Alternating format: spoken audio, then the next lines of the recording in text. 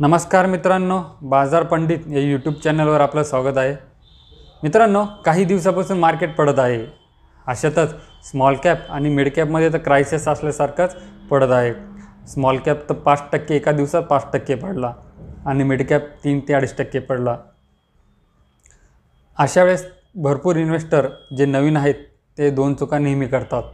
त्या दोन चुका तुम्ही करू नये यासाठीच मी हा व्हिडिओ बनवत आहे। पण व्हिडिओ जर तुम्हाला आवडला आणि चॅनलवर तुम्ही नवीन असाल तर चॅनलला सबस्क्राइब आणि व्हिडिओला लाईक करायला विसरू नका। जे नवीन इन्व्हेस्टर आहे ते हमखास दोन चुका करतात। पहिले तर त्यांच्या पोर्टफोलिओमध्ये त्यांना त्यांची इन्व्हेस्टमेंट ही मायनसमध्ये दिसते आणि अशा वेळेस ते पॅनिक होतात आणि पॅनिक होऊन सेलिंग करतात। तुमचं जर ध्येय लॉंग टर्म इन्व्हेस्टमेंटसाठी असेल, 10-15 वर्षासाठी असेल तर इथं घाबरण्याची अजिबात गरज नाही। अशा वेळेस तुम्ही तुमची SIP जर चालू असेल तर SIP कंटिन्यू करा, इथं पॉज करू नका, कारण मार्केट पडल्याचं इथं तुम्हाला बेनिफिट भेटेल। आणि जर तुम्ही दीर्घकाळासाठी इन्व्हेस्टमेंट असाल तर तुमचा पोर्टफोलिओ हा काही दिवसानंतरच प्रॉफिटमध्ये आलेला दिसेल।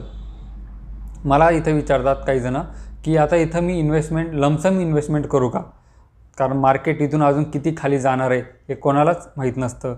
तर अशा वेळेस तुम्ही काय करायचं, तुमचं जे कॅश असेल त्याच्यातली फक्त 10% तुम्ही लमसम करू शकता। पण मित्रांनो, मी तर सांगू इच्छितो की काही स्मॉल कॅपच्या AMC जे आहेत त्यांनी लमसम ही बंद केलेली आहे। मग तुम्ही तुमची SIP ही कंटिन्यू करा, कारण सेबीनी आता अशातच सांगितलं आहे की हे जे स्मॉल कॅप आणि मिड कॅप आहे त्यांच्या क्षमतेपेक्षा ते वरती गेलेले आहेत आणि अशा वेळेस ते कधीही क्रायसिसमध्ये येऊन लॉसमध्ये येऊ शकता। तुम्हाला हा व्हिडिओ कसा वाटला हे मला कमेंट्समध्ये नक्की सांगा आणि व्हिडिओ आवडल्यास लाईक्स आणि शेअर करायला विसरू नका।